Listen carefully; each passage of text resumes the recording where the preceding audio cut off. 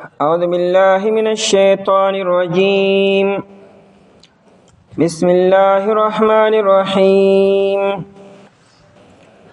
لقد أخذنا ميثاق بني إسرائيل وأرسلنا إليهم رسلا كلما جاءهم رسول بما لا تهوى أنفسهم فريقا كذبوا وفريقا يقتلون وحسبوا ألا تكون فتنة فعموا وصموا ثم تاب الله عليهم ثم عموا وصموا كثير منهم والله بصير بما يعملون. لقد أخذنا يقينا منغا أغستوا ميثاق بني إسرائيل مضبوطا وعدا بني إسرائيلنا وأرسلنا إليهم أوليغلي منغا دي طرفتا رسولا دير پیغمبران كلما هركلا جاءهم چرابغ دیتا رسول یا پیغمبر بما پا خبر سرا لا تهوى انفسهم چی نبخ حولو نفسنو ددی فریقا کذبو یو دلیل را دی و دروجن اگنلا و فریقا یقتلون آیا دلا دی قتل کوي وحسبو او دی گمان اکللو اللہ تکون فتنتن دا چی نبوی سفتنا فعمو پس دی غلاندشو وصمو او دی کانشو ثم تاب اللہ علیہم بیا اللہ تعالی رجوع کلا پدی باندے ثم عمو بیا غلاندشو وصمو او کانشو کثیر منهم دیر د دینا واللہ بصیر او اللہ تعالی خلیدن کے دے بما یعملون ہا سوچ دیے کوي. پدې دوالو آیتونو کې د بنی اسرائیلو او خصوصا د یهودو د وعدې د ماتولو د انبیاء کرام علیهم السلام د تکذیب کولو دروغجن ګڼلو او د انبیاء کرامو د قتل د اقدام بیان دی. دا داسې بدبخت خلق دی چې انبیاء کرام علیهم السلام پاکیزه خلکو دای د قتل کوششونه کړي دي، دای تکذیب یې کړی، دروغجنې ګڼلې دي او هغوی به چې یو دین راوړو، یو شریعت به راوړو، یو حکم به نازل شو، هغه به د دې د خواهشو مطابق نه و، نو دوی به د هغې نه انکار وکړو، یا به د نبي نه انکار وکړو، یا د نبي د حکم او دین نه به انکار وکړو. چونکه همیشه چې پیغمبر راضی او دین راضی او احکامات راضی، دا د خلکو د مزاج نه خلاف راضی. انسان چې بیمار شي ډاکټر هغه دوايي ورکړي چې د انسان دپاره فایدهمنه وي. دا خو نه کنه چې د سړي نه به تپوس کړي چې دا خوري او که نه خوري. مقصود خو علاج دی او شفا ده، او همیشه هغه علاج او دوايي داسې وي چې د مریض د طبیعت او د مزاج نه خلاف وي، لیکن مریض به هغه دوايي استعمالي نو شفا به وشي. چونکه خلکو کې کله ګناهونه شروع شي او جرمونه شروع کی، الله تعالی د هغې د اصلاح دپاره داسې احکامات راولیږي چې د دې اصلاح وشي. هغه حکم او هغه شریعت او د دې د مزاج نه خلاف وي، نو په کار خو دی چې دی هغه علاج وکړي، د طبیب او د ډاکټر په مشوره باندې عمل وکړي چې اصلاح یې وشي. نو دی به الټه د ډاکټر او د طبیب انکار وکړو، د پیغمبر تکذیب به وکړو او بیا د هغه د قتل منصوبه به هم جوړوله. که چېرې انسان همیشه سم اوسیږي او په دایره کې دننه اوسیږي، نو بیا احکامات سله راځي. بیا احکامات او قوانین هله هغې راځي چې کله انسان د حد نه تجاوز کړي. په جنت کې به ټول خلک ښه سم اوسیږي، به هلته به خلک ګناهونه نه کوي، هلته به خلک جرایم به نه کوي، نو احکامات هم نشته، پابندۍ هم نشته دی. په جنت کې هېڅ قسمه پابندي نشته، ځکه چې خلک به سم وي، خلق به جرمونه نه کوي، خلکو کې بغاوت او سرکشي بني، خلک به تابعدار او فرمانبردار او شکرګزار به وي، نو پابندۍ هم نشته دی. لکه دنیا کې انسان دغه شان خود به خود تابعدار او فرمانبردار اوسیږي، بیا هیڅ قسمه قوانین بیا نشته دی. قوانینو همیشه جوړیږي الای چې کله انسان د حد نه تجاوز شروع کی نه الله تعالی در سمول د پرده احکامات را لېږي. نو بنی اسرائیل بار بار سرکشی او بار بار نقض عهد او وعده به ماتول لوزونه ماتول سرکشی به کول او الله تعالی به تنبیه کول او پیغمبران و تر لګلو. لقد اخذنا یقینا اغستو مونږه میثاق بنی اسرائیل میثاق یو مضبوط عهد توی الله استوی لکیږي د انبیاء کرام علیهم السلام په ذریعہ سره د بنی اسرائیل نه مضبوطی وعده اغستې شوی خاص طور د موسی علیه السلام په ذریعہ سره او دا وعده به د سوا نه ذکر نه کوي د کمی خبره وعده وا یا خدا چې تمام احکاماتو چې تاسو ته کم حکم راځي دا به ګوره تاسو منئ با چې کم شریعت مرید دا به تاسو منئ یعنی دا نه چې صرف د موسی علیه السلام به منو بل پیغمبر به نه منو هر یو پیغمبر چې د موسی علیه السلام په زمانه کې دا نه بعد راځي او دا غوړل شي احکامات به تاسو منئ او یاده چې د هر یو نبی په ذریعہ سره دین دا وعده غست شوی را چې اخیرانی نبی راشي او اخیرانی شریعت کستاسو په زمانه کې وي هغه به تاسو منئ.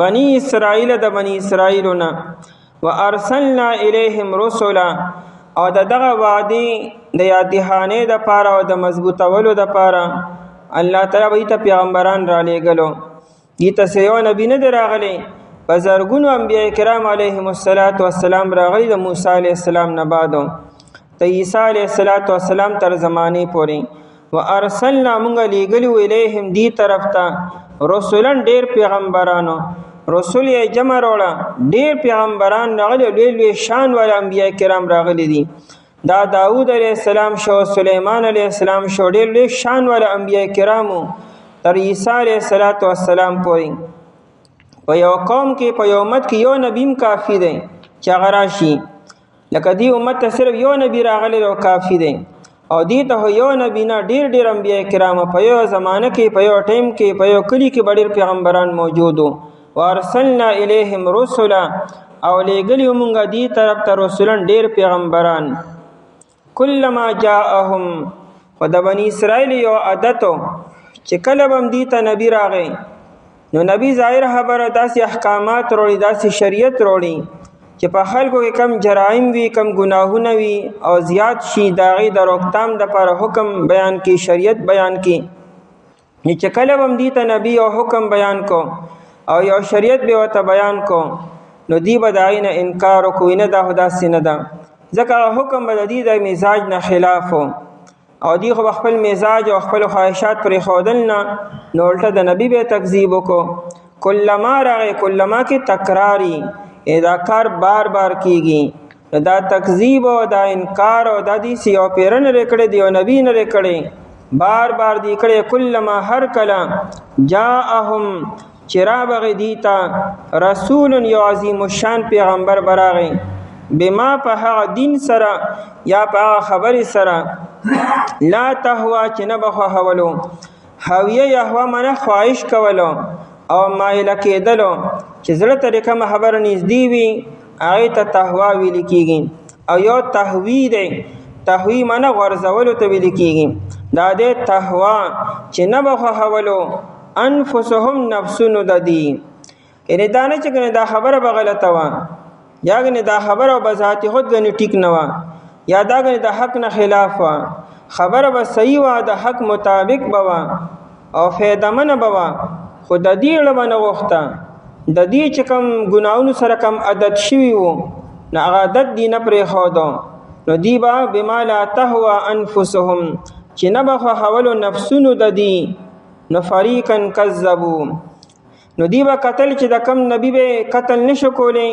نو دا تکذیب به وکړي ته دروغ وای او دا خبره صحیح نه ده دی به وایي ستا نه مخکې نبی خو داسې ویلو ستا نه مخکې کتاب کې خو داسې خبره وه هغه مخکني نبی خو داسې خبره ته پکې څنګه دا خبره کوي نو د هغه تکذیب وکړي ته بل څه وایي لا فریقا کذبو یو ډلې لره کذبو دی به دروغجن وګڼله تکذیب یې کېږي چې ته دروغ نسبت کولو چې ته دروغ وایي نو فریقا کذبو یو ډلې لره دی به دروغجن وګڼله په انبیاء کرامو کې وفریقا تقتلون او یقتلون او یو ډلې لره نو یقتلون یې وایي دا مضارع ده یعنې دا کار دې وخت کې هم کېږي آینده کې هم کېږي نو دی ونه وایي چې وفریقا او یو ډلې لره دی قتل کړله بلکې دی وی قتل کوي نو څه انبیا کرام دی قتل کړي دي او د څه انبیاو د قتل دی اوس هم چې کوم نو که موقع ورته میلاو شي نو کیږي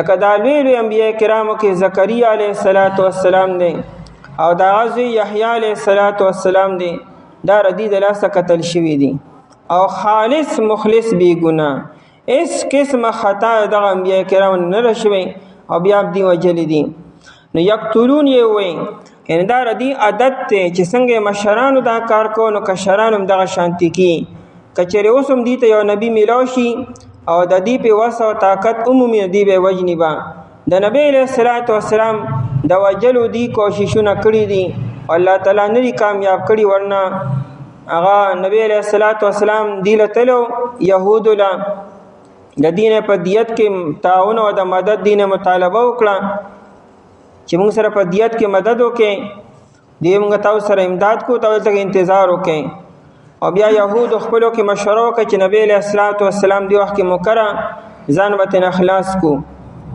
او دی د یو غټ د راغورځولو اراده وکړه خو دلته نبی علیہ السلام ته خبر راغی چې تاسو دې نه پاسه الله تعالی نبی علیہ السلام د غزینه بچ کو الته کې په خیبر کې یو خزوه زینب نومو هغه نبی علیہ السلام له دعوت کو په ویزه کې زهر چولیو چې نبی علیہ السلام نه بخلاص شو نو دی سو پیری دا سازش کړی دی د نبی علیہ السلام خلاف الله تعالی دین دی کامیاب کړي نو ځکه یقتلون وي او یقتلون دا مضارع ذکر ور چې تر قیامت پر بدی داسې کی دیندار خلق او د انبیاء کرام علیهم السلام چې کوم نائبین وي اهل علم او بزرگان دین چایم د انبیاء کرام علیهم السلام په شان کار کی دعوت ورکی خلکو ته د خلکو اصلاح کی نو دی به داغیم د قتل منسوبي به جوړي او قتلی با ان تر قیامت پر دا بردی عملی داسې بدی کی وحسبوا ادي ګمان وکړو ته چې یو نبی وجنه یا د نبی تکذیب وکې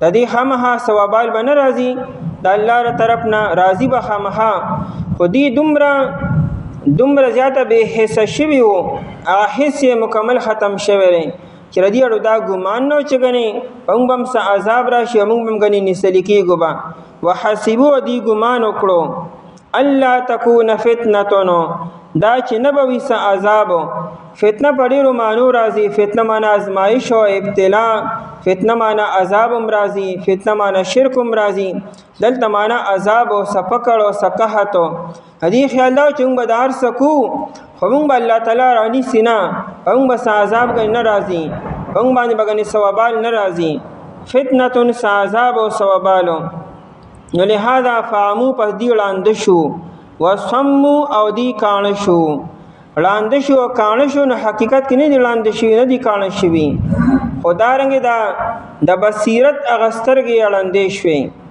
او دارنګ د بصیرت اغونه کان شو نبی به لیدو نبی ته به قتلو او د نبی خبر به اوریدل لیکن اثر به پې نکو ځان په زور وړاندې کړو په زور کان کړو دستر کو کاردار چې انسان په حق ویني د غوګونو کاردار چې انسان په حق ووري او انسان په عمل وکي دی بلیدل او پروا به نه ساتله فعمو پس دی وړاندې شو وسمو او دی کان شو او دا عمو د سترګو د خبره مخ کې وکړه لومبه انسان په سترګو باندې لیدل کی او چې د انسان سترګې کار نه کوي بیا انسان غوږ ګرځي او خبر اوریدل کی نو دی د سترګو باندې وړاندې شو او په غوګونو باندې کانه شو نس بدان کو ثم تاب الله عليهم بیا الله تعالی مهرباني وکړه په دی باندې چې کله دی توبه وباسله انبیاء کرام دی پویا کړو چې لکه دی خبر نه توبه وباسه او دی کله توبه وباسه الله تعالی په دی باندې مهرباني وکړه دی توبه قبول کړه خو ثم عمو وسمو س زمانه بعد بیا دی وړاندې شو بیا کانه شو بیا غزل کارونه شروع کړو جرایم او ګناهونه شروع کړو ندینه پسې دا ونه وي چې ګن الله تعالی بیا په دې باندې مهرباني وکړه ابن عاشور لیکلی چې معلومیږي دا چې دا په دویم ځل لندېدل او کڼېدل ډیر سختو او دا جرایم ډیر سختو، دا بغاوت انتهایی سختو. ان د دې نه پس دی توبه ونه باسله او دې نه پس رجوع دی الله تعالی طرف ته ونکړه. کثیر منهم ډیر د دینا دا دی کله لاندې شیر او کله کانه شوی دي. مفسرین حضرات په ګڼ اقوال دي. یا خدای چې د موسی علی السلام په زمانه کې دی په اول ځل لاندې او کانه شو چې ګوره د سخی بندگی شروع کړه، په خپل لاس باندې سخی جوړ کو او د عبادت شروع کو، دا غینه دعاګانې وختل شو، دا لاندم شو کانم شو. چې موسی علی السلام راغی دی ته تنبیه وکړه چې تاسو وکړه نو دی توبه وباسل، الله دی توبه قبول کړه. د موسی علی السلام نه بعد بیا یو زمانه کې دی لاندې او کانه شو. او یادا چې د موسی علیه السلام نه بعد دی لاندې او کانه شو، بغاوت شروع کو، نو الله تعالی به بخت نصر مسلط کو د عراق نه. بخت نصر راغی په دی باندې حمله وکړه، بیت المقدس روان کو، بلاشي بنی اسرائیل شهیدان کړو، بلاشي قیدیان کړو. او چې کله دی بیا په جیل کې توبه وباسله بیا الله تعالی د ایران یو بادشاه او سایرس هغه لړو هغه په عراق باندې حمله وکړه، دی را خلاص کړو او دی له د بیت المقدس او د کلی بیا آباد کو. خو بیا دی د عیسی علیه السلام په زمانه کې بیا دی وړاندو کانه شو. زکریا علیه السلام شهید کو، یحیی علیه السلام شهید کو او د عیسی علیه السلام د قتل منصوبه جوړ کړه. یادا چې دی د نبی علیه السلام په زمانه کې په دویم ځل بیا وړاندې شو کانه شو چې د نبی علیه السلام نه انکار وکړو.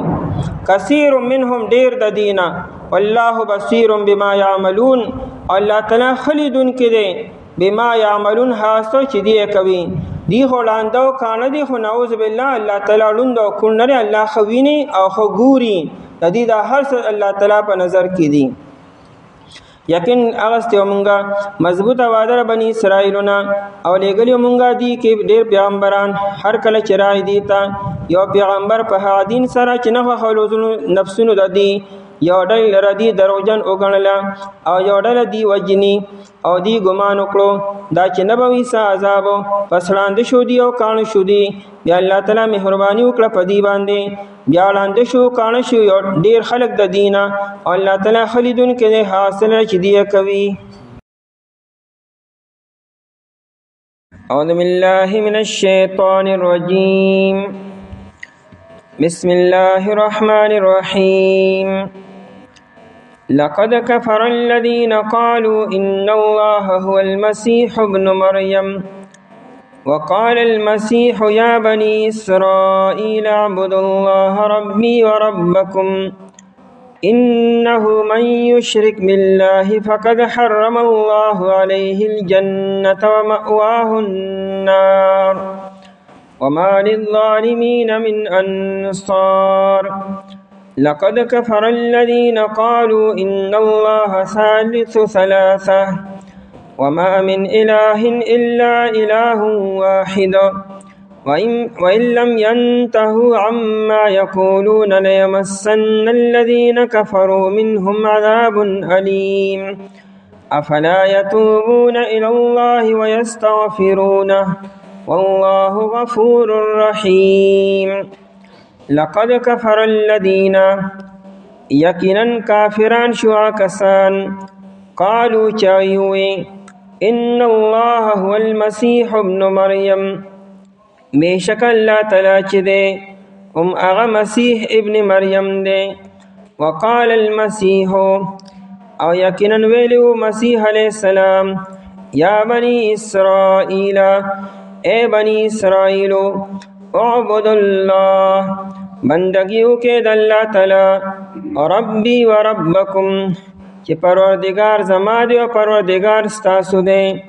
انه بشک شان داده من یشرک بالله سوک چې شریک جوړ کړي د الله تعالی سره فقد حرم الله پس یقینا الله تعالی حرام کړی دی علیه الجنة پدبان دی جنت لرا ومأواه النار او ټکانه د اور دا وما للظالمین من انصار او نبی د ظالمانو لپاره څوک مددګاران. لقد كفر الذين قالوا یقینا کافران شو کسان چې هغه وي ان الله بشک الله تعالی چې دی ثالث ثلاثه دریم د دریونه دی وما من اله او نشته د هیڅوک معبود الا اله واحد مگر معبود یو وان لم ينتهوا او کچر دی من نشو عما یقولون د هغه څه نه چې دی وایي لیمسن الذین کفروا خامخا رسیږي به کسانو ته چې کفر یې کړی دی منهم د دینه عذاب علیم عذاب دردناک افلا یتوبون آیا پس دی توبه نو باسی الله الله تعالی ته ویستغفرونه او دی بهنه نه غواړي د الله تعالی نه الله غفور رحیم الله تعالی ډیر بهونکی مهربان دی په مخکې ډیرو آیاتونو کې د یهودو بیان خصوصا شو او د اهل کتابو بیان عموما او په دې ځای نه اوس د عیسایانو د نصاراو بیان شروع کی یهودو کې بدعملۍ ډېرې وې سرکشۍ ډېرې وې خو د توحید څه مضمون پای کې او د توحید عقاید وو نصاراو کې خو د توحید عقیده سره نشته هغوی خو عیسی علیه السلام له الله تعالی درجه ورکړه نو د عیسایانو د توحید بالکل پای کې نشته دلته کې د هغوی د دوه فرقو بیان دی یو فرقه هغه ده چې هغوی وي چې عیسی علیه السلام او الله تعالی دواړه یو دي وی دواړو کې اتحاد شوی دی عیسی علیه السلام الله تعالی دی او الله تعالی عیسی علیه السلام دی دا یعقوبیه یو فرقه و هغوی دا خبره کوله وی الله تعالی په عیسی علیه السلام کې یو شوی دی نو عقیده اتحاد هغوی وایي نو قرآن کریمی چې څوک دا عقیده ساتي دا پاخه کافران دي چې څوک وي الله تعالی بعینه عیسی علیه السلام دی ان ښکاري موږ ته عیسی علیه السلام خدا حقیقت کې دی الله تعالی او دویمه فرقه په عیسایانو کې دا ده چې هغوی وي چې کله درې یو ځای شي نو یو خدای ته جوړ شي نو هغوی الله تعالی عیسی علیه السلام او روح القدس روح القدس نه بیا څوک مراد جبریل علیه السلام علیه څوک مور اخلي مریم بی بی اخلي وی الله تعالی پلار دی او عیسی علیه السلام زوی دی او روح القدس یا جبریل علیه السلام دی او یا د عیسی علیه السلام مور ده نو دا درې چې یو ځای شي نو دا یو خدای ته جوړ شي هغوی وی دا خدایي په دې دواړو کې مشترکه ده یعنې یوازې خدای هغه هم یوازې خدای نه دی عیسی علیه السلام هم یوازې خدای نه دی او مریم بیبی هم یوازې خدای نه دی خو دا درې چې یو ځای شي نو په دې کې یو پاور پیدا شي هغه یو خدای شي نو قرآن کریم دی تم پاخه کافران وی دا عقیده چې د چا دا کافران دي نو چې د انسان د بنیاد چې د شرک شي او بنیاد داسې شي دغه دین بسي او دغه مذهب بسي او دا عبادت بسي چې دغه په بنیادی خبره کې داره چې الله تعالی او عیسی علیه السلام یو دي نو دغه د نور عبادت او دغه د نور د عقاید بس حالي چې بنیاد داسې دي قرآن کریم دواړو ته دعوت ورکړي دي توبه نه وباسي ردي عقایدونه او بهنه نه غواړي الله نه معافي نه غواړي نو که چېرې دی معافي ونه وغوښته په دې حال کې وله مرګ راغی نو دردناک عذاب به ورته میلاویږي لقد کفر الذین قالوا دا لقد کې لام هم دپاره تاکید دی او قد هم دپاره تاکید دی نیلام ته معطیة للقسم وي یعنې دا خبر بالکل یقیني ده او پخه ده لقد کفر الذین قالوا یقینا پاخه کافران دي هغه کسانو قالو چای دا وینا کړې ده ان الله هو المسيح ابن مریم هغوی وی الله تعالی چې دی هغه مسیح ابن مریم دی الله تعالی د عیسی علیه السلام نه علاوه بل څه ذات نه دی بلکې عیسی علیه السلام او الله تعالی دواړه یو شوي دي اصل کې دی وی د الله تعالی یو صفت علم وی د الله تعالی علم صفت د هغې یو شکل اختیار کو ناشکر د عیسی علیه السلام په صورت کې مونږ ته ښکاره شو د الله تعالی هغه صفت چې علم دی هغه چې مونږ ته انساني شکل کې ښکاري نه مونږ ته عیسی علیه السلام ښکاري وی الله تعالی او عیسی علیه السلام خپلو کې اتحاد وکړو دې ته عقیده د اتحاد وي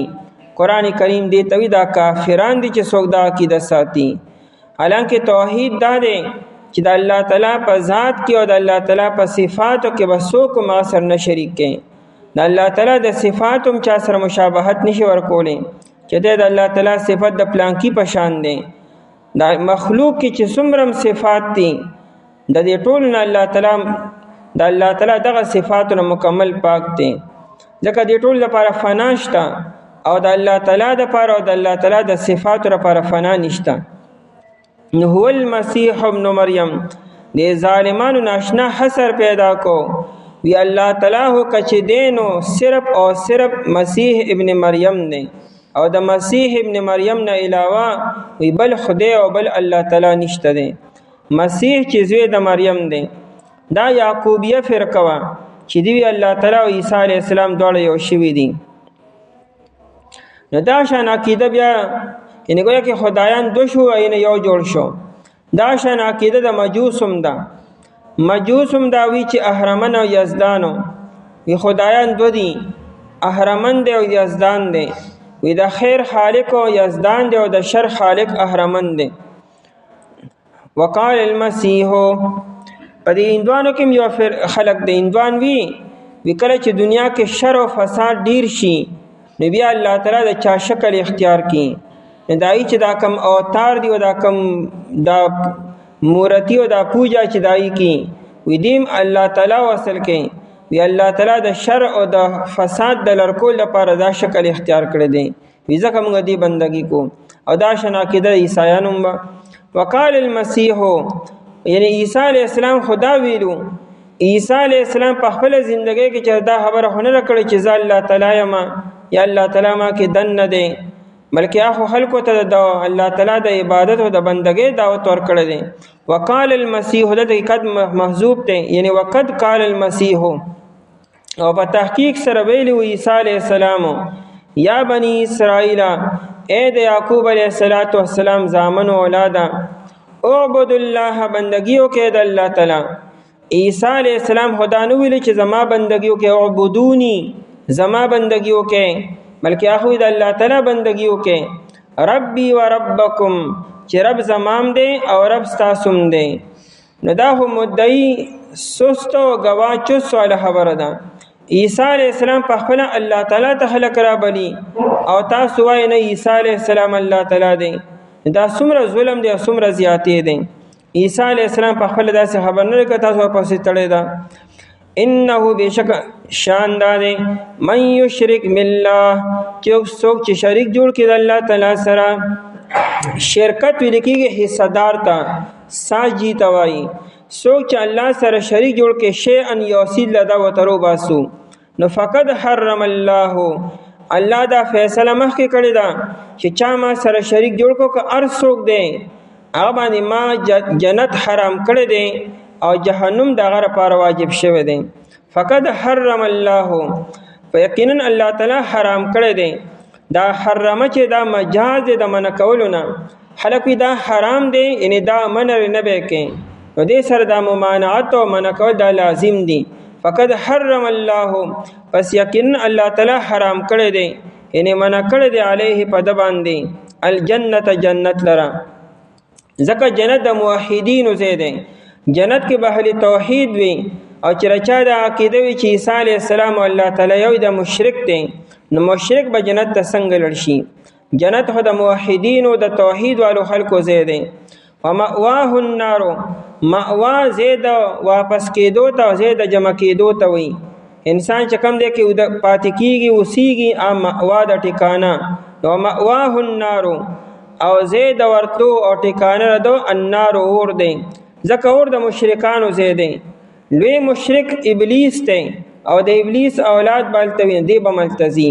ومأواه النار وی مأوای ځکه وی چې جهنم د لپاره عارضی قیامګانه را چې لک سات لبزی.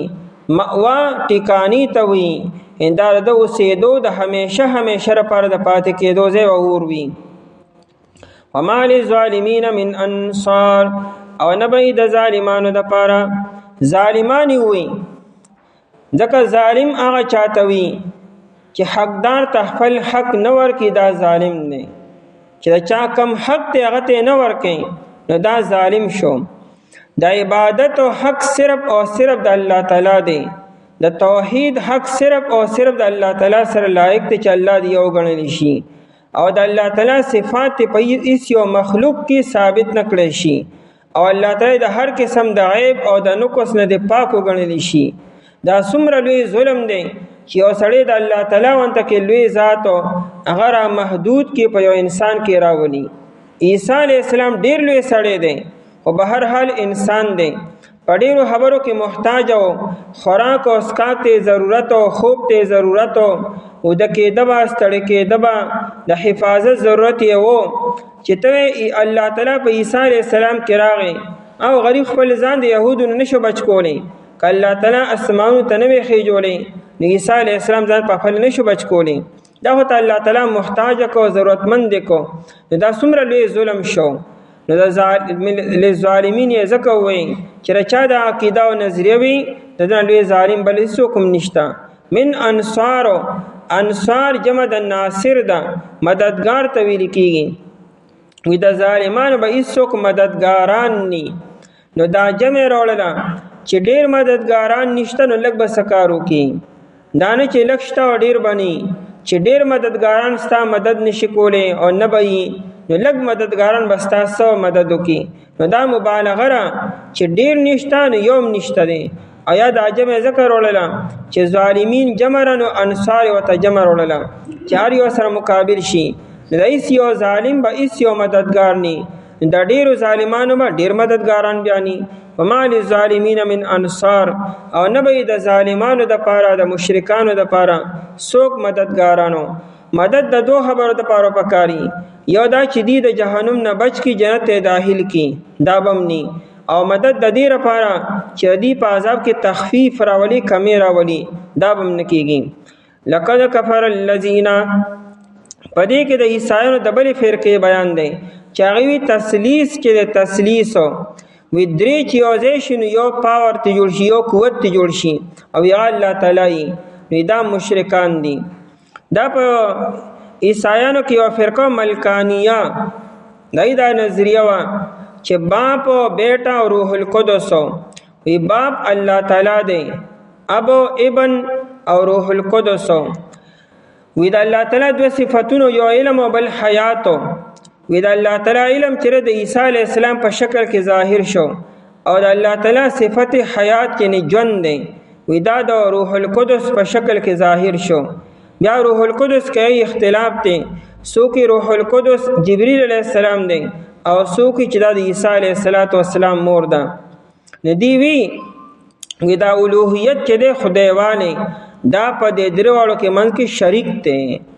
یعنی عیسی علیه السلام هم یوازې خدای نه دی، او روح القدس هم یوازې خدای نه دی، او الله تعالی هم یوازې خدای نه دی. دا درې چې یو دی شي په دې کې پاور پیدا شي، قوت پیدا شي، دې یو طاقت او یو سپر پاور او دارنګ سپر خدایانه جوړ شي، بیا دا کارونه خلکو لکی. قرآن دا مشرکان دي او پاخه مشرکان دي.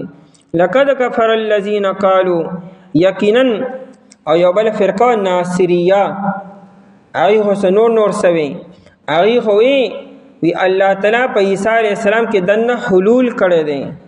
حلول څه ته وایي؟ لکه تاسو چې په اوبو کې دا جامې شیري شربت واچوئ نو دا اوبو دا شربت دا رنګ دواړه بالکل یو بل سره یو ځای شي، بیا اوبه ته رنګ نه نشي جدا کولی او رنګ د اوبو نه نشي جدا کولی، دې ته حلول وي. وي دکه رنګ یا لکه دا چینې دا خوږوالی چې دا په دې اوبو کې دننه مکس شو او بیا یو بل نه نشي جدا کولی، وي دکه رنګ الله تعالی او عیسی علیه السلام خپلو کې یو بل کې حلول کړی دی. ښکاري موږ ته د عیسی علیه السلام شکل او جسم دننه پکې الله تعالی دی.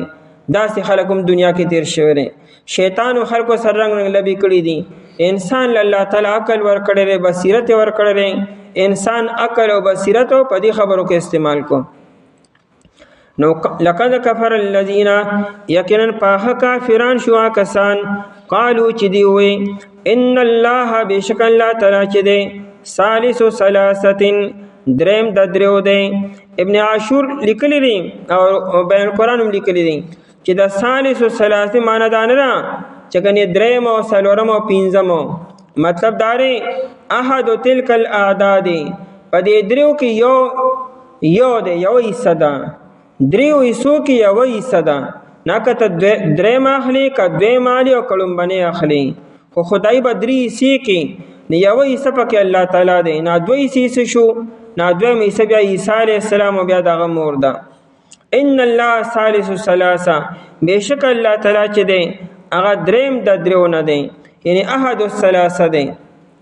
وما من اله، قرآن رد کې د الله نه ما سوا بل څوک معبود خو د سره شته نه، هیڅ څوک هم نشته او نه د هغه څه حصه شته دی.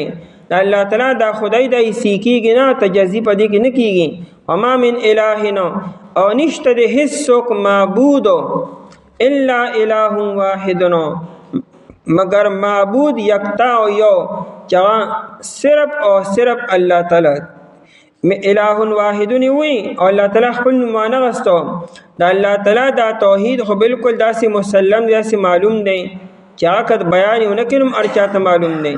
الا الہ واحد، مگر معبود یکتا او یو چې هغه صرف او صرف د الله تعالی ذات دی.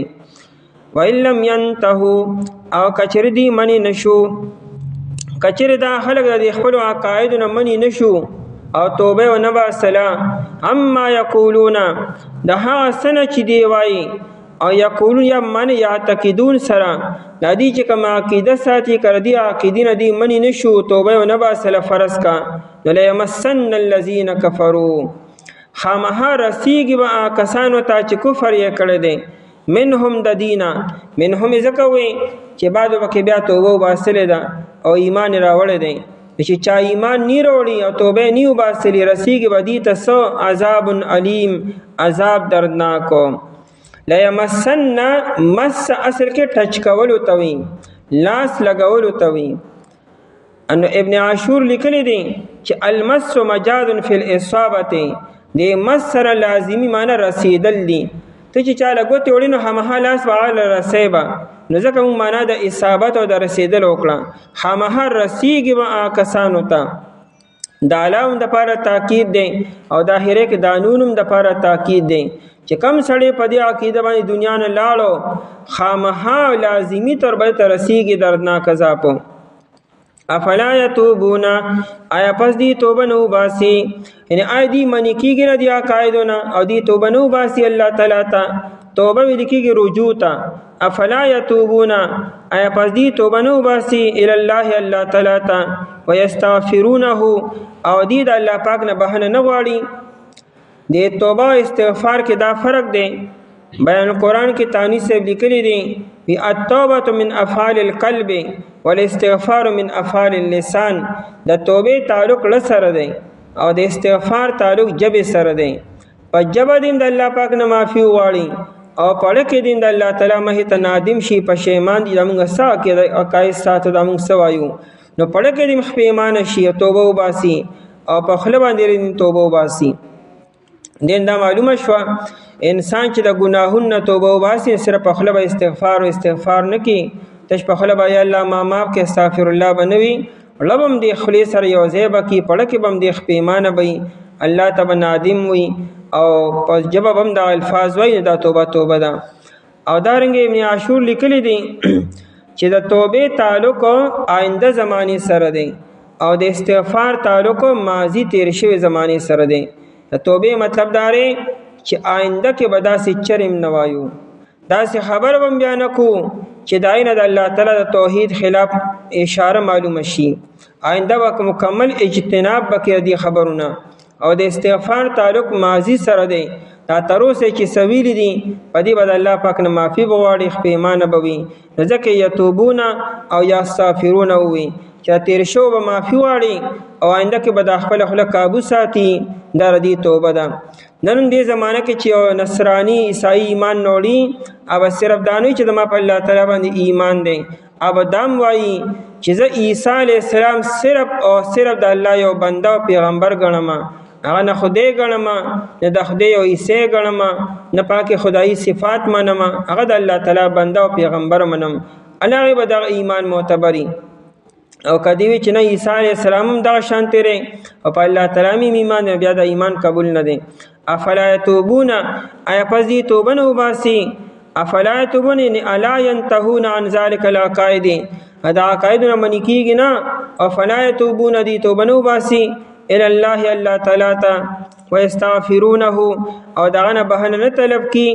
دا یستغفرون دا افلا د لاندې یعنی فلا یستغفرونه او د الله پاک نه بهانه نه غواړي نه طلب کی. والله غفور الرحیم او الله تعالی ډیر بهون کې مهربان دی. د الله دی شفقت او مهرباني ته به حیران شي. هغه ردی د الله تعالی په توحید کې خبرې کړې دي او بیا الله تعالی ترغیب ورکړي توبه وباسي. نو مؤمن مسلمان چې ګناونو کې دی ولې توبه نه وباسي؟ ته توبه به الله تعالی څنګه نه قبلي؟ چردا سے پخو مشرکان ته الله تعالی ترغیب ورکړي توبه وباسي، الله به ته معاف کړي. یو مؤمن مسلمان چې عقیده د ایمان ده خدا نه ګناهونه شي بدعملۍ تشویري دی خوري به طریقې ولا توبه وباسي او الله تعالی به ته معاف کړي.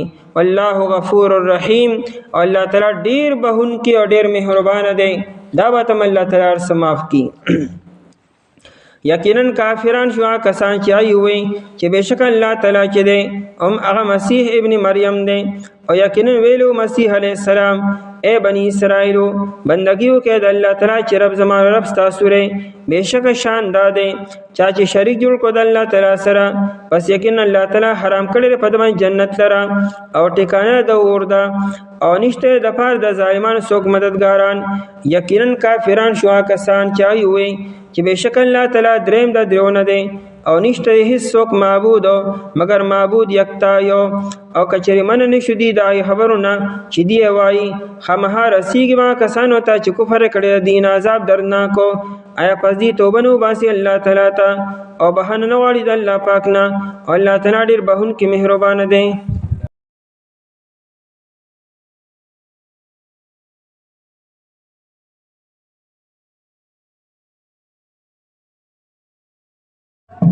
أعوذ بالله من الشيطان الرجيم بسم الله الرحمن الرحيم ما المسيح ابن مريم إلا رسول قد خلت من قبله الرسل وأمه صديقة كانا يأكلان الطعام انظر كيف نبين لهم الآيات ثم انظر أنا يؤفكون. قل أتعبدون من دون الله ما لا يملك لكم ضرا ولا نفعا والله هو السميع العليم. قل يا أهل الكتاب لا تغلوا في دينكم غير الحق ولا تتبعوا أهواء قوم قد ضلوا من قبل وأضلوا كثيرا وضلوا عن سواء السبيل. ما المسيح ابن مريم ندے مسیح ابن مریم الا رسول مگر یو پیغمبر قد خلت من قبله یقینا تیر شیو مخی ددنا الرسول پیغمبران و امه صدیقة او مور ددو دیر رشتنی و کانا یاکلانی او دا دوالا چه خوراک بے کولو الطعام طعام لرا انظر اگورتو کیف نبینو سرنگ منگا واضح بیانو لهم الآیات ندید پار آیتنا ثم انظر بیا اگورتو انا یؤفکون چی سرنگ دی اڑولی شد حقنا. قل اے پیغمبر علیہ السلام اتعبدون من دون اللہ آیا تاسو بندگی کوي ما سوا د الله تعالی نه ما د اچا لا یملک لکم چا مالک نه دی ستاسو د پاره ضرن د تکلیف د لري کولو ولا نفعا او نه د فیدې را رسولو. والله هو السمیع العلیم او الله تعالی چې دی اغا اوریدن کے دیا پویا دے. قل اے پیغمبر علیہ السلام یا اہل الکتاب اے اہل کتابو لا تغلو تاسو د حد نہ تیرے گے فی دینکم پا دین خپل کے غیر الحق پنا حق سرا ولا تتبعو او تاسو تابعداري مکوئ اهواء قوم د خواهشاتو د یو داسې قوم قد ضلوا چې یقینا هغوی ګمراه شوي وو من قبل مخکې دینا واضلوا کثیرا او دی ګمراه کړي ډېرو خلکو لره وضلوا عن سواء السبیل او دی ګمراه شوي وو د نیغې لارې نه. په دې مخکې آیت مبارکه کې هغه خلکو ته قرآن کریم کافران وی چې هغوی عیسی علیه السلام ته او د عیسی علیه السلام مور ته او الله تعالی درې واړو ته یو خدای ویلو چې خدای دریم د دریو نه دی ان الله تعالی سره عیسی علیه السلام او دغه مورم یو ځای دي او چا ویلو چې عیسی علیه السلام او الله تعالی دواړو کې اتحاد کړی دی د دواړه نه یو جوړ شوي دي. قرآن کریم د آیت مبارکه کې د عیسی علیه السلام او دغه د مور د مریم بیبي حیثیت بیانی چې عیسی علیه السلام خو د الله تعالی یو رسول و په هغه کې د خدای نه څه صفت نه د خدای زوی او نه خدای په هغه کې راغلی دی. یو عظیم الشان پیغمبر د عیسی علیه السلام نه مخکې ډېر پیغمبران تیر شوي دي هغوی ته خو چا خدای نه دی ویلی عیسی علیه السلام تاسو ولې خدای وایئ. او د عیسی علیه السلام مور مریم بیبي یو نیکه پرهیزګاره عبادتګزاره او رښتینې بیبي وه نو هغې ته خدای ته څنګه ووایي د خدای یو اسم څنګه جوړه کړه بل دا لږ عقل هم استعمال کړي. عیسی علیه السلام او دغه مور ډېرو خبرو ته محتاجه وو دواړو به خوراک کولو دواړو به اوبه څکلې د دنیا د ډېرو اسباب هغوی پابند او محتاجه وو نو هغوی کې د خدای صفت د کم ځای نه راغی. خدای خو هغه ذات چې هغه چاته محتاج نه وي الله الصمد بے نیاز نه وي او اس قسمه احتیاج پاک کې نه وي بل دا چې خدای هغه ذات په کار چې هغه با اختیار وي او هغه هر چاته تکلیف او نفع رسول شي. عیسی علیه السلام خپل ځان نه تکلیف نشو بچ کولی یهود هغه د تکلیف د رسول کوشش وکړو که الله تعالی عیسی علیه السلام نه بچ کړي عیسی علیه السلام په خپل دای د لاس نشو بچ کېدی.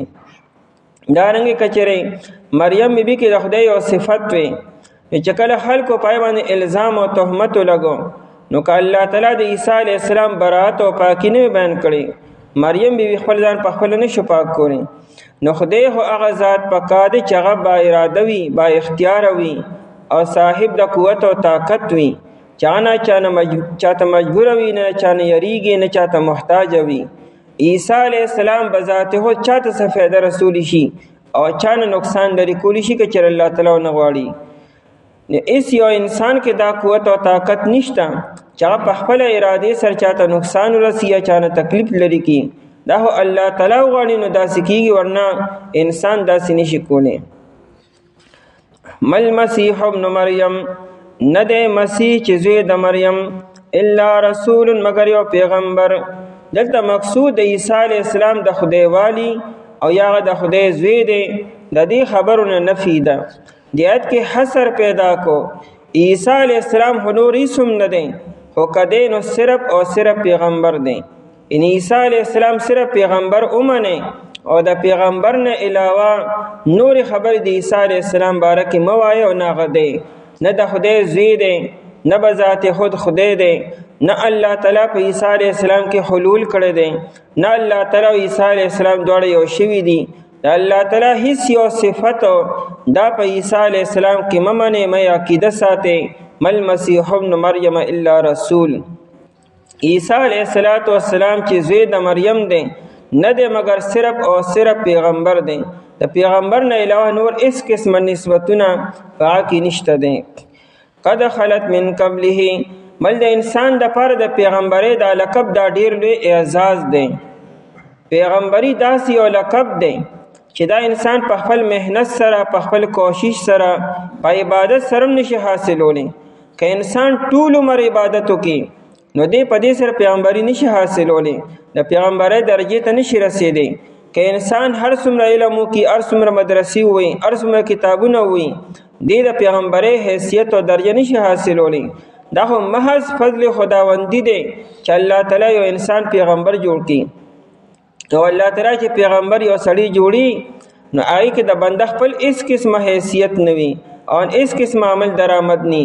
دا د الله تعالی فضل وشي، مهرباني وشي، هغه پیغمبر جوړ کړي.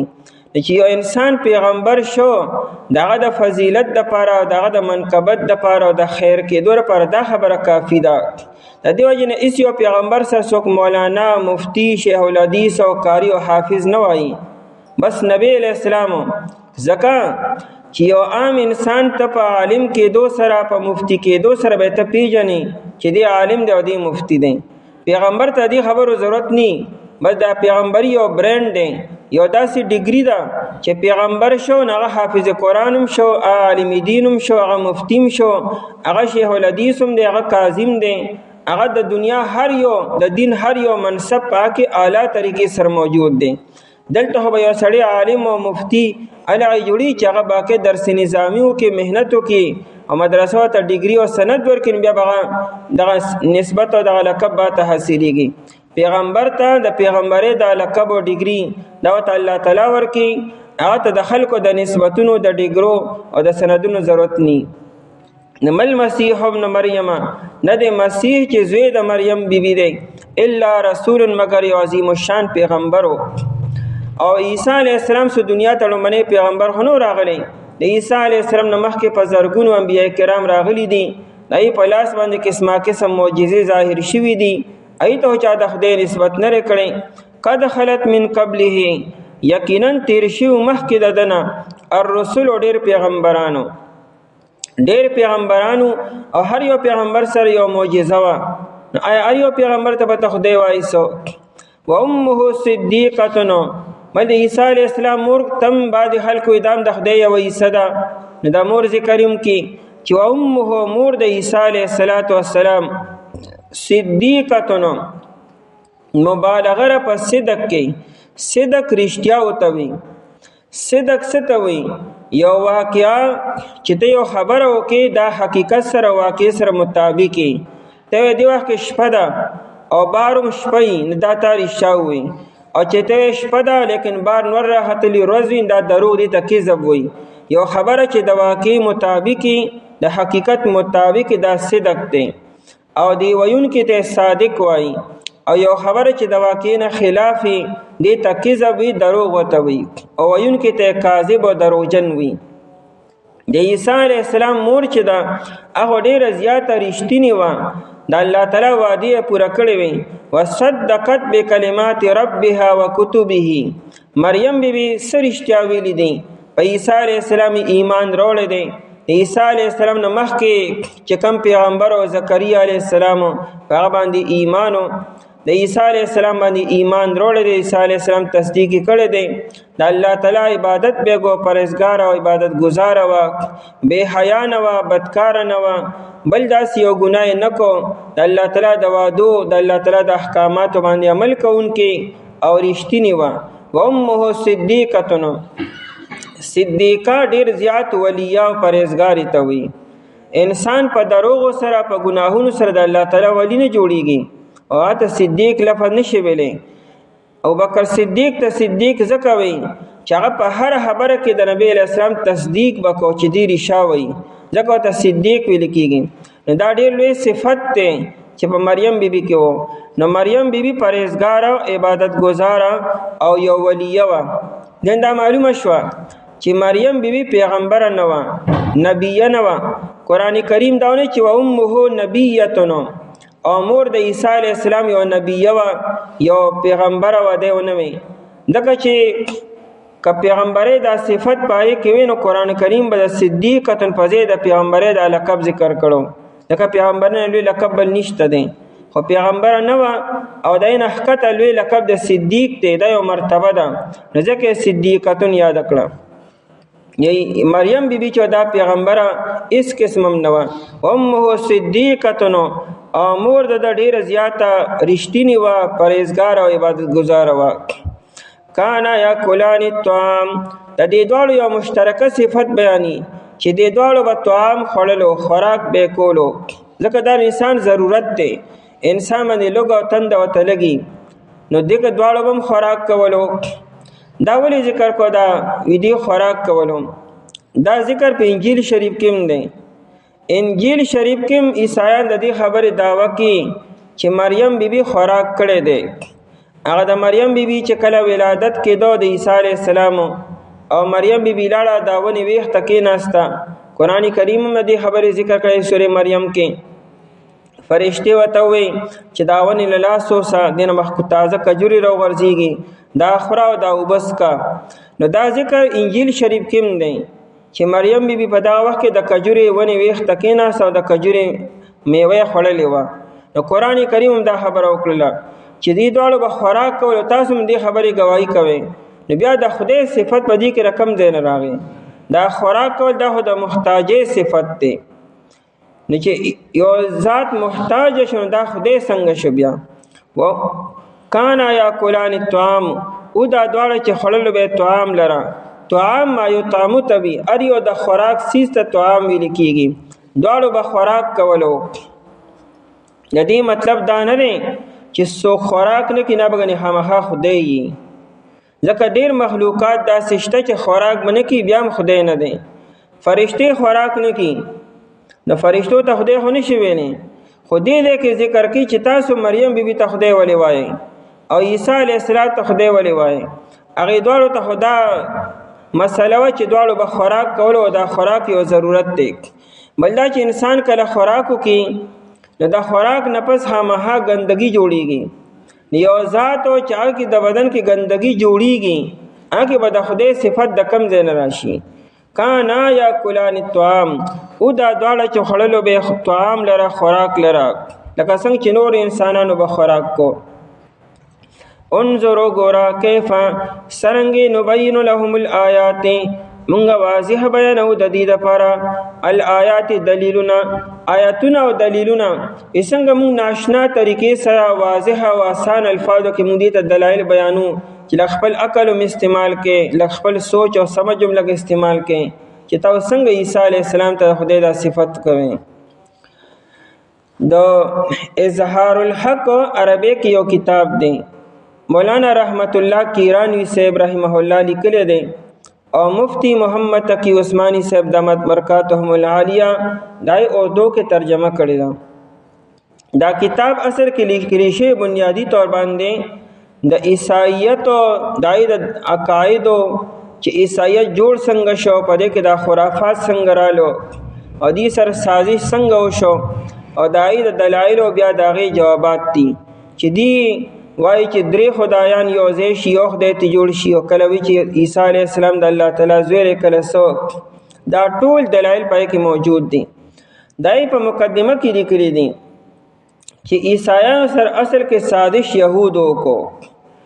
یو یهودي و، د هغه نوم ساول و او دا ډېر متشدد او ډېر ظالم و. د عیسی علیه السلام اسمان ته د ختو نه بعد د په عیسایانو ډېر ظلمونه شروع کړو.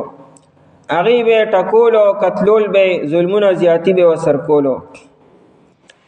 په دې ظلمونو کې یو پیره دی ناڅاپه عیسایي شو، په عیسی علیه السلام ایمان راوړو او وجه دا بیان کړه چې زه روان وم او د ملک شام او د دمشق په لاره کې ماته یو رڼا ښکاره شوه.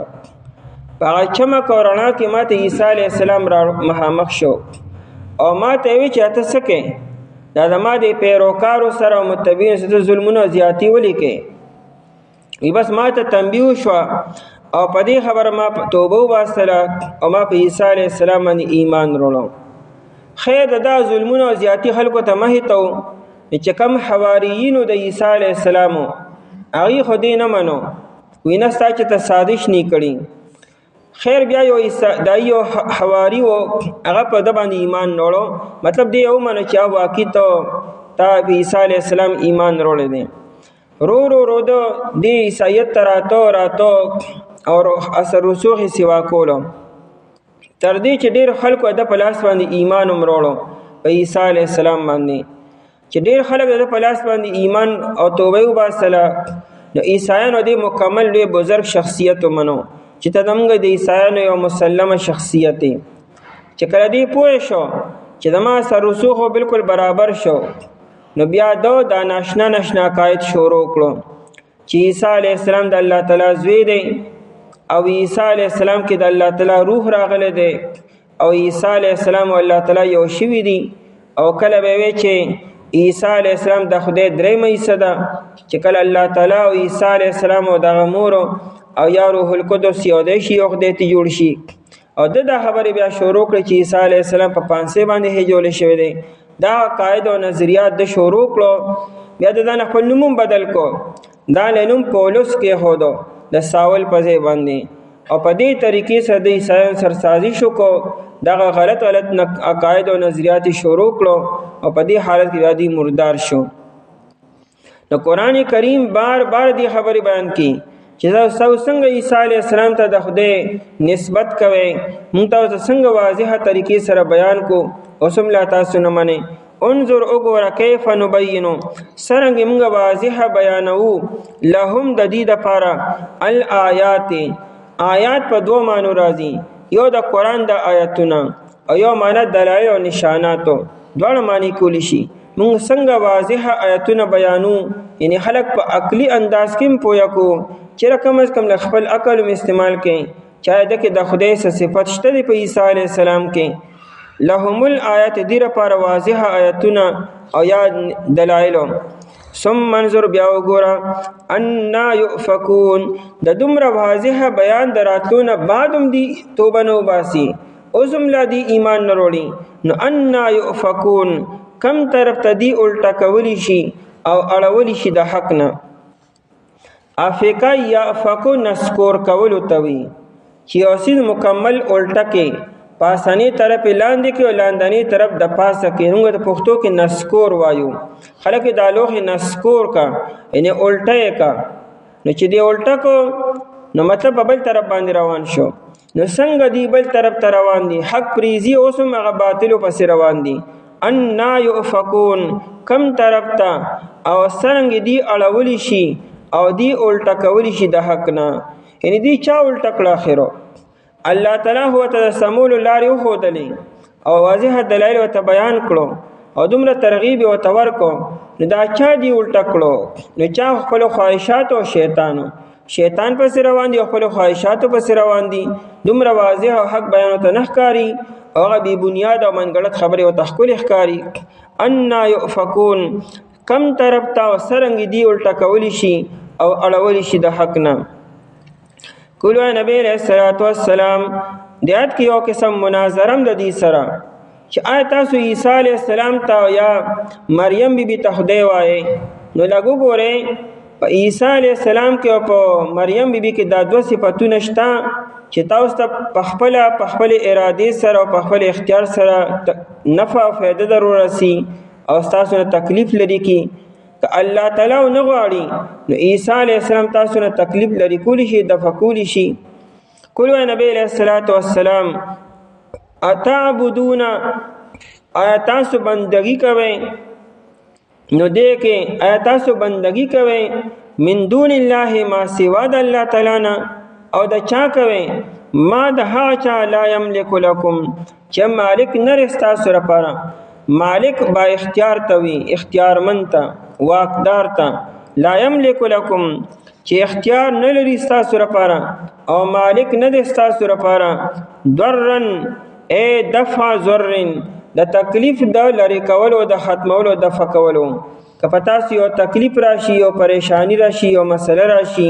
او تاسو دا مسله او دا تکلیف اغلدي کی پخپلا ټیک ته عیسی علیہ السلام د چا چې سترګو کې نظر نو ایله نظر ور کړی دی لیکن عیسی علیہ السلام خدای چې د ما په حکم سره دا ز پخپل داسې کوم پخپل اختیار باندې هغه به اذن الله د الله په حکم سره هغه د الله نو مخلیدان چې د ما خپل او دارنګ کچاله یو سو مړي جون دی کړی ری ناخو د الله په حکم سره عیسی علیہ السلام خدای چې د ما خپل اختیار او د ما په خپل اراده سره دارنګ کچره برګي مرض خکړه ری هم د الله تعالی په حکم سره دا هنوي چې په خپل داسې کومه ضررن د تکلیف د لری کولو ولا نفعا او نه د فائدې در رسولو آیت نه بل خبره معلومه شو چې خدای هو هغه ذات پکار دی چې هغه قوت او طاقت چې کله وړي چاته تکلیف رسی او چې کله وړي چاته فائدہ رسی کچره د الله نه ما سوا بل چا کې دا صفت شته دی، په فرشتو کې هم دا صفت نشته دی.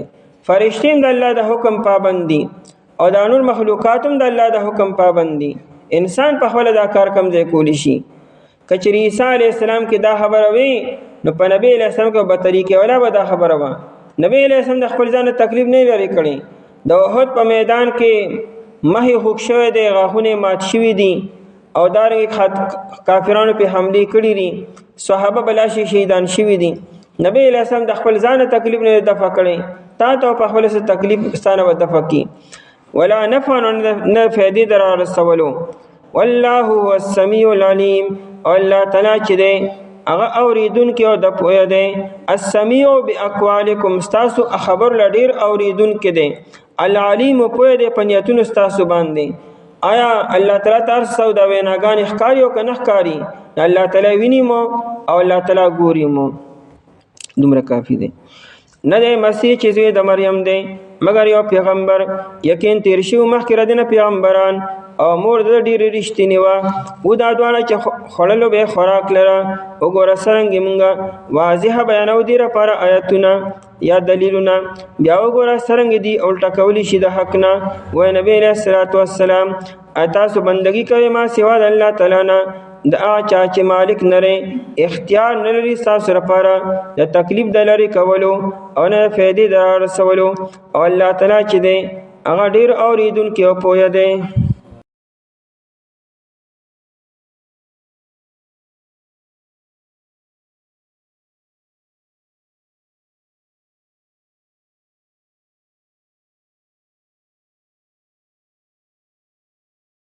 أعوذ بالله من الشيطان الرجيم.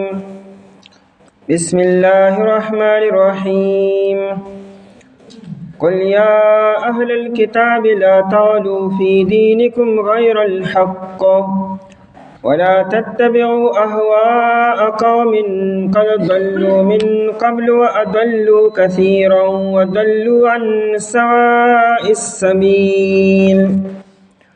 قل اے پیغمبر علیہ السلام یا اہل الکتاب، اے اہل کتابو، لا تغلو، تاسو د حد نه متیریږئ، فی دینکم په دین خپل کې، غیر الحق پنا حق طریقې سره، ولا تتبعو او تاسو تابعداري مکوئ، اهواء قوم د خواهشاتو د یو داسې قوم، قد ضلوا یقینا اغي گمراه شوي وو، من قبل مخکې د ستاسو نه، واضلوا او دوی گمراه کړي وو کثیرا ډېرو خلکو لره، وضلوا او دوی گمراه شوي وو عن سواء السبیل د لارې نیغې نه.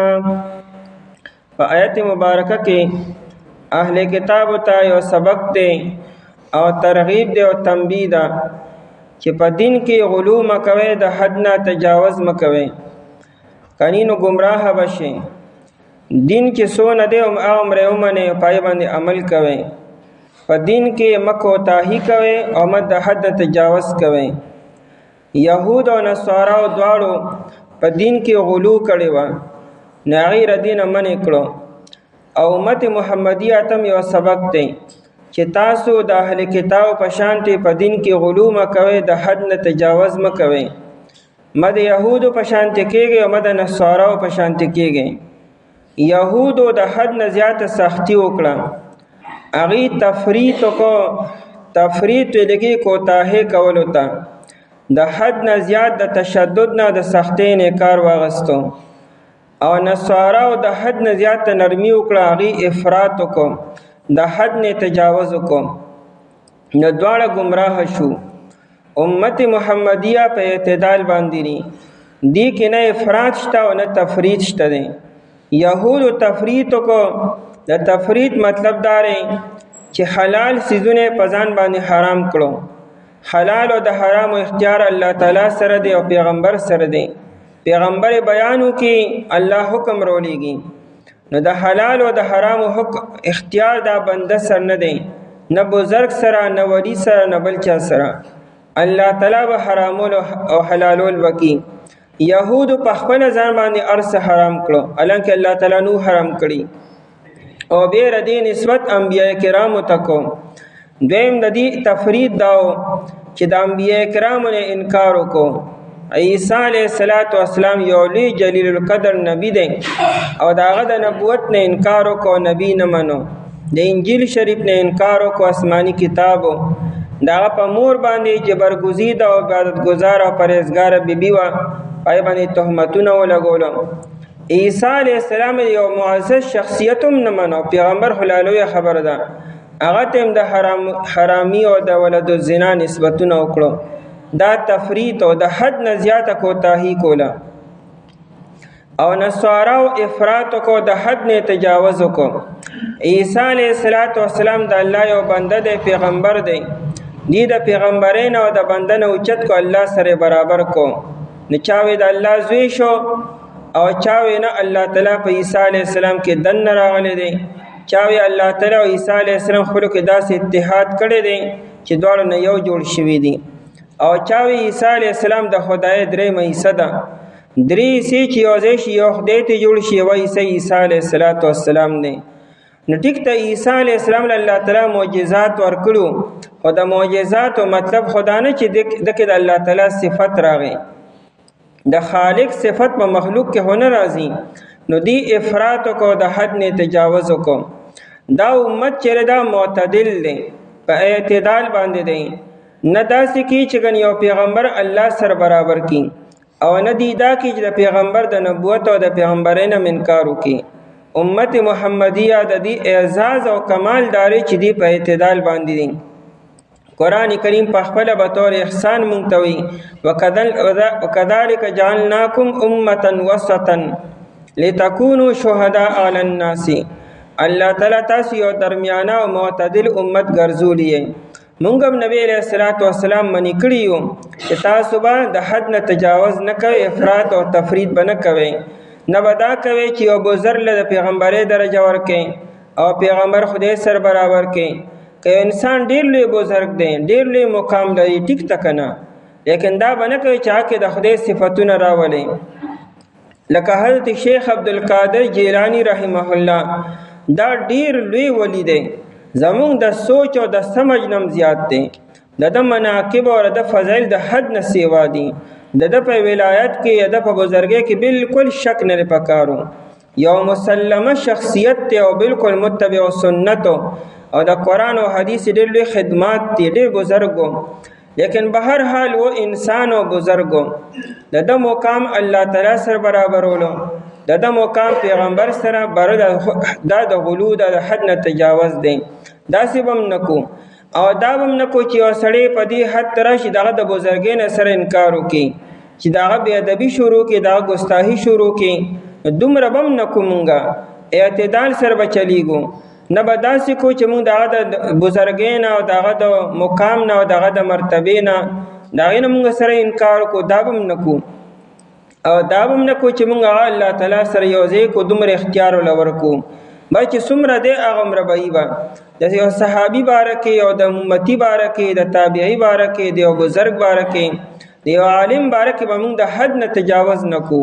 بس هغه چې څومره مقام او مرتبې هغه همره بیانو به. نه به الله تعالی سره برابر وو، نه به نبی سره برابر وو، او نه به صحابي سره برابر وو، او نه به دا کو چې دغه په شان کې مونږ تنقیص وکړو، بې ادبي وکړو، ګستاهي وکړو، کوتاهي وکړو. بس اعتدال سره به چلیږو.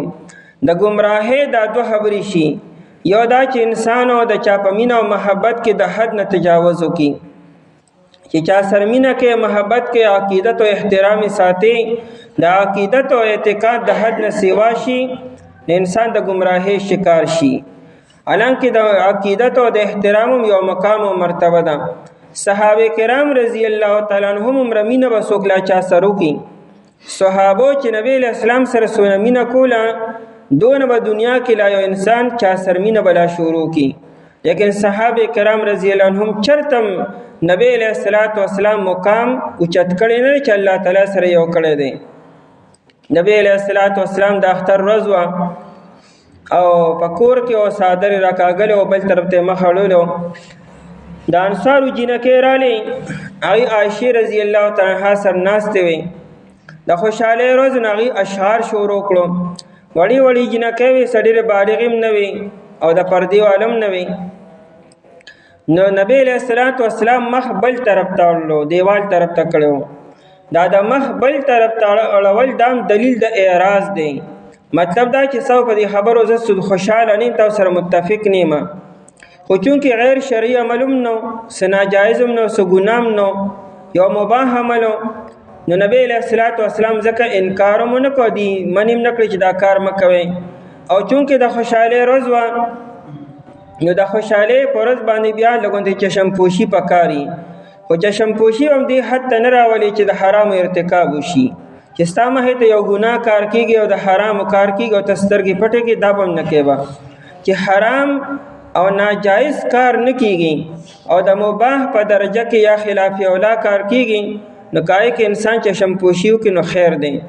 دارنګه د غم په موقع باندې مو، د مصیبت په موقع باندې مو چې بالکل عین حرام کار نه کیږي او یو خلاف اولا کاروم کیږي، نو کدی کې انسان چشم پوشي وکړي نو خیر دی. نبی علیہ السلام مخ بل طرف ته اړولو. نو په دې جنکو کې یو جنې یو دا شعر وی: وفینا نبی یعلم ما فی غدی، مونږه کې داسې یو نبی موجود دی چې هغه ته سبا علم دی، هغه ته سبا خبرونه معلوم دي. اوس کدا جمله تعویل یو کې بیا خبره خو صحیح ده. نبی علیہ السلام ته الله تعالی د سبا علم ورکړی چې سبا ودا کیږي، سبا ودا کیږي، پیشنګوئی نبی علیہ السلام کړی دي، د قیامت نه مخکې بلا خبرې نبی علیہ السلام بیان کړی دي. په تعویل سره دا جمله صحیح ده، لیکن ظاهره کې دا جمله صحیح نه را، لکه دا غیب علم صرف الله تعالی ته دی، سبا بس کېږي دا چاته هم پته نشته. وما تدري نفس بأي ارض تموت وماذا تکسب غدا، د سبا علم الله سره دی، انسان له مرګ کم ځای کې راځي، د علم الله سره دی. نو چونکې دا جمله په ظاهره کې صحیح نه وه، نو نبی علیہ السلام مخ راواړو او هغه جنې ته وی چې دا خبره پریزه، نور خبرې کو لیکن دا جمله مه وایه. اوس نبی علیہ السلام فوراً پای باندې انکار وکړو چې دا حد نه تجاوز دی چې ته ما الله تعالی سره برابرې، ما در سبا علم کم ځای کې سبا به ما سره څه کېږي، د علم خو نبی علیہ السلام ته پته نشته دی. نو نبی علیہ السلام به دې مقام ته نه رسې چې هغه الله تعالی سره برابر کې. مرض الوفاتو نبی علیہ السلام باندې غټ صادر پروتو. په دې بیبیانو کې دو بیبیانې داسې وې چې دی حبشې ته هجرت کړو. یا ام حبیبه رضی الله تعالی عنها ده، دا د ابو سفیان رضی الله تعالی عنہ لور ده، دی حبشې ته هجرت کړو. او یو ام سلمہ رضی الله تعالی عنها ده، دا په ابو سلمہ رضی الله عنه باندې واده او دیم هجرت حبشې ته کړو. حبشه د موجوده سودان ته وایي. الته کې د روم حکومت او عیسایان الته کې ډېر زیاتو، او د عیسایانو الته کې دا ګرجیم ډېرې وې، چرچونه هم ډېرو. دای عادت دا و چې د هغې یو پیغمبر او یا بزرګ به وفات شو، نو هغه به چې کوم ځای کې ښخ کړو، نو هغه ځای کې به یو لویه خانقاه جوړه کړه یا ګرجه به یې جوړه کړه، عبادتخانه به یې جوړه کړه. نو قبر سرخوا کې به عبادت به کو، او بیا رفته د قبر بندگی به هم شروع کړه، دینه به طوافونه به هم کولو. نبی علیہ السلام بیمار دی، مرض الوفات دی، نه په دې مرض کې نبی علیہ السلام بیا وفات شوی دی. صادر غټ راکاګلو تکلیف کېو. نو بیبیانې ناستې وې خبرې شروع کړې دواړو. نو د حبشې هغه خبرې شروع کړې چې تا یاد دي چې هغه حبشه کې یو ګرجه وه، وایي کې داسې وایي کې داسې و، وایي کې د پلانکي نبي قبر و، هلته کې خلکو داسې کولو. نبی علیہ السلام په دې موقع باندې چې په تکلیف کې او بیماری کې دی، نو مخ یې ښکاره کړه او یې فرمایلو چې الله دې لعنت وکړي په یهود او نصاراو باندې. لعن الله الیهود والنصارى اتخذوا قبور انبیائهم مساجدا. دی باندې الله تعالی لعنت وکړي، دی د خپلو پیغمبرانو قبرونه جماعتونه جوړ کړو، یعنی قبرونو سره خوا کې جماعتونه جوړ کړو د عبادت ځای. نو قبر مخامخ دی به دلته کې عبادت وکړو، نو سجده به قبر ته راتله. نو اگر چې تا اراده قبر ته نه کړې لیکن مخامخ قبر دی، نو ښکاریږي هو داسې چې ګویا کې تا قبر ته سجده ولګوله. نبی علیہ السلام لعنت وایي په دې باندې. د دې وجې نه جومات کې به قبر نه جوړئ، په جومات کې خانقاه کې دننه قبر مه جوړوه چې مخې ته ستا قبر وي ته ورته مونځ نه کوې، بیا ګناهګارېږي په انسانو. اگر چې تا اراده را قبر نه کړي لیکن مشابهت داسې راځي چې ګویا کې ته قبر ته سجده لګې به. نبی علیہ السلام په داسې موقع باندې منع وکړه. نو قرآن او حدیث موږ ته دا سبق او تعلیم راکړي چې بېشکه یو بزرګ انسان سره یو صحابي سره عقیدت هم ساتئ، احترام هم کوئ، مینه هم کوئ، محبت هم کوئ، لیکن دا عرض او په حد کې دن نه بئ، د حد نه تجاوز به نه کوئ، کنی نو خامخا ګمراه کېږئ به، په خپله به هم ګمراه شئ، نور خلک به هم ګمراه شي. شروع کې د عقیدت ښیي، دا جذبات ښیي، په چې کله د حد نه سیوا شي نو بیا د ګمراهۍ ذریعه وګرځي. انسان چې ګمراه کېږي په دې وجه باندې یا د جهالت د وجې نه او یا د ډېر علم د وجې نه. دا علم چې د حد نه سیوا شي او سره تقوا او خشیت نی انسان گمراه شي، او جهالت هو د گمراهی، جهالت هو لویه کندره چې انسان نه پوهیږي، په جهالت کې هم ډېر گمراه کیږي. قل اے پیغمبر علیہ السلام یا اهل الكتاب، اے اهل کتابو، یا اهل الكتاب توی نو معنا سره اے د کتاب داویدارو، اے د آسمانی کتاب متبعینو، تاسو ولې داسې کوئ؟ که نور خلکو کې نو بیا هم لا څه خبره ده، تاسو سره علم دی، تاسو سره خو رڼا د آسمانی کتاب دی. یا اهل کتاب، اے د کتاب داویدارو، اے د کتاب والو، لا تغلو، تاسو د حد نه مه تیریږئ. غلو چې دی غلا یغلو، دا د حد نه سیوا کېدو ته وي. عربي غلا السعرو، کله چې نرخ سیوا شي، دا نرخ چې کله بر شي خلک وي نرخ اسمان سره خبرې کوي. څه مطلب و؟ یعنې نرخ د خپل حد نه اوچت شو، ډېر زیات و. دا وخت کې عربي غلا السعرو وي، نرخ ډېر زیات چې کوم نه اوچت شو. مدینه منوره کې یو پیره مهنګایي راله، نرخونه ډېر زیات سیوا شو. صحابه کرام رضی الله تعالی عنهم نبی علیہ الصلوۃ والسلام ته وویل چې جی نرخونه ډېر زیات سیوا شوي دي. هغه وخت کې په مدینه منوره کې د یهودو بازار او دای چونکې دکانداری وه، ای نرخونه ډېر سیوا کړو. نو صحابه کرام رضی الله عنهم نبی علیہ الصلوۃ چې تاسو نرخنامه مقرر کړئ چې دا نرخونه سیوا نشي. نبی علیہ السلام فرمایي ان الله هو المسعر، نرخونه کمونکې سیوا کوونکې او نرخ جوړونکې د الله تعالی ذات دی. الله تعالی یو څیز کم کی، یو څیز سیوا کی. چې یو څیز کم شي نو هماغه ډیمانډ ډېر وي، او څیز کم وي راځي کم او خلک ډېر غواړي نو هماغه بیا نرخ سیوا شي. الله تعالی ډېرونکی او الله تعالی کمونکی دی. نو غلو چې دی کې د حد نه سیوا کېدو او د حد نه د تجاوز معنا پرته ده. چې کله یو څیز ګران شي مهنګۍ خلک دا غالي دی، یعنې دا ډېر ګران دی. لا تغلو، د حد نه مه تېرېږئ، تاسو تجاوز مه کوئ تاسو د حد نه. فی دینکم، په دین خپل کې، په دین کې د حد نه تجاوز مه کوئ. اگر قرآن مونږه په دین کې د حد نه د تجاوز کول نه منې کړي، نو په دنیا کې چې انسان له د حد نه تجاوز وکړي او د دنیا په دې خواهشاتو کې او دنیا په اسبابو کې لا چې پای کې انسان د حد نه تجاوز نه به څنګه جایز شي او څنګه به د ایجاد ملو شي. قرآن او هغه مونږه په دین کې مونږ له ایجاد نه راکړي چې د حد نه تجاوز وکړي چې تاسو غواړئ هغه به نه کوئ. دین دې ته وایي چې دین په دایره کې او په حدودو کې دننه اوسېږي، دا دین دی. او د حدود او دایرې نه بار کېدل او دا خواهشات دي، دا دین نه دی. فی دینکم، په دین خپل کې، او غیر الحق کې، او دا غلو چې دا د حد نه تجاوز چې دا غیر الحق کې، یعنی غلو ون غیر الحق کې، داسې د حد نه تجاوز چا ناحق وي. او ناحق څه شی دی؟ باطل دی. په دین کې چې کله هم د حد نه تجاوز کې اب ناحق وي. دا نه چې ګنې په دین کې حق تجاوز هم شته، نه حق اړو شته نه. د حد کې دننه اوسېده خو بیا حق خبره شوه. چې کله هم د حد نه تجاوز کې دا به ناحق وي، نو دا غیر الحق کې دا اتفاقي دی، احترازي نه دی، یعنې تاکید دپاره دی. چې کله هم ته د حد نه تجاوز کې اب هماغه باطل وي او ناحق به وي. شاه انور شاه کشمیری رحمت الله علیه دا د ترمذی شریف حاشیه ده، پای کې هغه وی د علی رضی الله عنه قول را نقل کړی دی چې علی رضی الله عنه یو سړی ولیدو چې هغه په عیدګاه کې نوافل کولو. مسله دا ده چې د اختر په ورځ باندې به نارینه نه کور کې د اشراق مونځ کې، نه به جومات کې، نه به عیدګاه کې به کي. د اختر د مونځ نه مخکې به هم نفل نه کي او د اختر د مونځ نه بعد به هم دې نفل نه کي. په عیدګاه کې او په جومات کې به اړو کینه، او البته کور ته چې لړ شي نو که بیا کور کې کی نو بیا کولی شي، هم نری په کارو که چېرې کی نو کولی شي. خو د اختر د مونځ نه مخکې نه کور کې کولی شي، نه جومات کې او نه په عیدګاه کې کولی شي. نو علی رضی الله عنه یو تن ولیدو چې په عیدګاه کې 2 رکعاته نفل کولو. نو علی رضی الله دې منې کو او په سختۍ سره منې کو. نو هغه سړي دا وایي چې آیا الله تعالی به مال په مونځ باندې عذاب راکړي چې ته ما منې کوې او ما ته من سختي کوې؟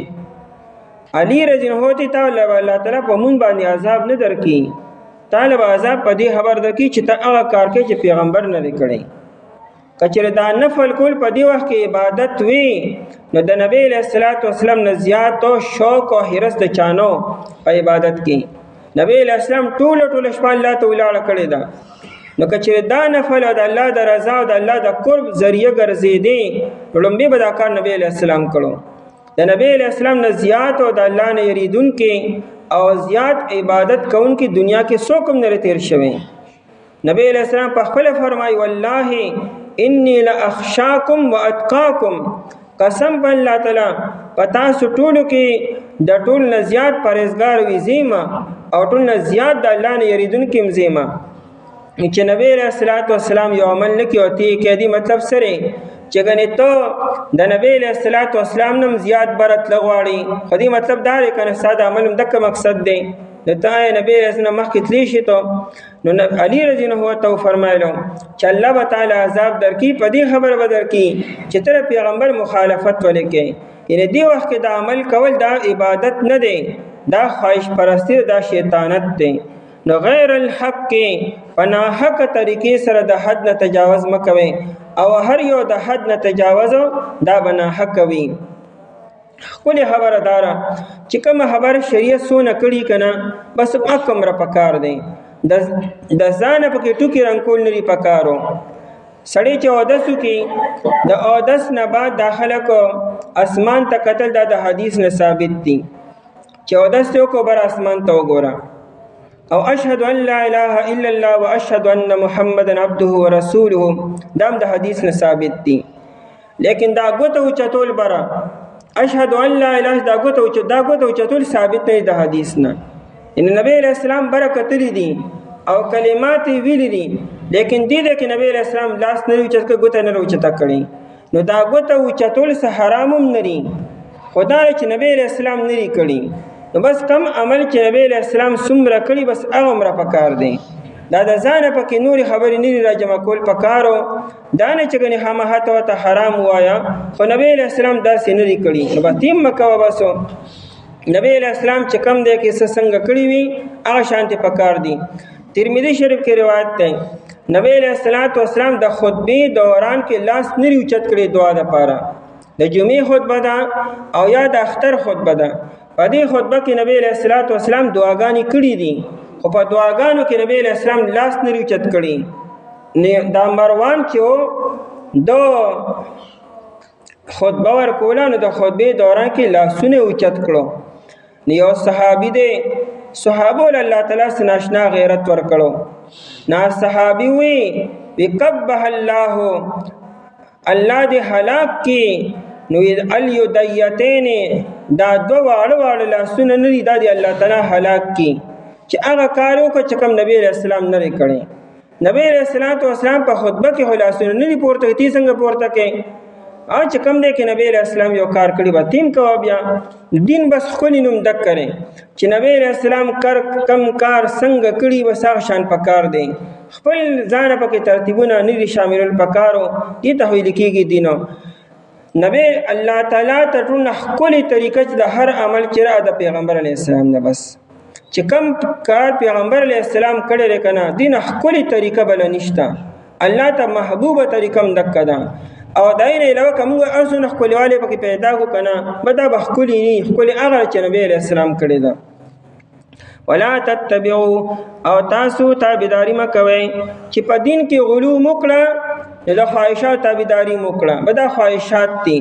او قرآن د خواهشاتو نه منی کی ولا تتبعوا او تاسو تابعداري مکوئ اهواء قوم د خواهشاتو د یو داسې قوم مراد یهود دي د یهودو تابعداري مکوئ هغې خواهش پرستی وکړه هغې خواهشاتو پسې روان شو نو ګمراه شو نو که تاسو مغه شان کار شروع کړو د دې مطلب دا نه دی چې یهودو پسې مزئ یهودو پسې غوازې مونږ نه ځو مونږ به هم خواهش پرستی ونه کړو خواهشاتو پسې به نه ځو که خواهشاتو پسې مونږ لاړو دې مطلب دا چې مونږ هم د یهودو په نقش قدم باندې روان شو هغه د دین نه خلاف خبرو ته قرآن خواهشات وایي قد ضلوا یقینا ګمراه شوي وو گمراه شیو یهودو من قبلو اے من قبلکم ستاسو نه مخکې دا نصاراو ته وی قرآنو چې ستاسو نه مخکې یهود گمراه شو نو تاسو هم دایي په شان مه کېږئ تاسو هم گمراه شئ